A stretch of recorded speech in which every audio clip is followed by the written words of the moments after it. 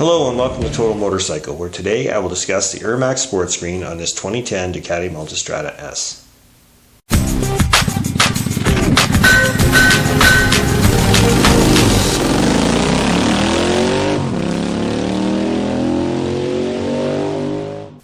The most surprising thing about the ERMAX Sport Screen so far is the quality of the piece itself. The optics are awesome, and the windscreen actually looks great on this 2010 Multistrada.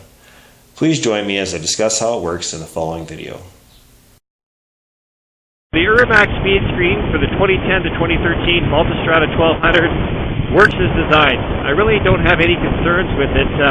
Like I mentioned earlier, it's a quality piece. The optics are good, even though, like I say, you don't look through a whole lot of it, but it's just an indication of quality. The finish where it's tinted is also very nice, very shiny, a little bit durable, because I did actually drop my Allen wrench set on it, and it fared. It didn't show any scratches or anything, so I think it's going to take rock chips, or this rock chip, very well.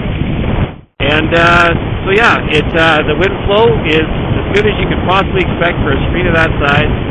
The mounting, the quality is all straightforward. You have to switch a few grommets from your old screen back and forth.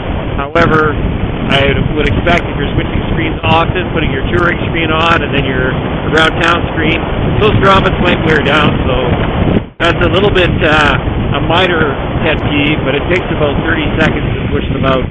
Windshield itself switches out very quickly, and as long as you have a backing wrench behind the lowest nut of the three mounting points for the windscreen and prevent that from falling inside, you're not going to have any trouble mounting this up. Not a lot I can really critique this screen on.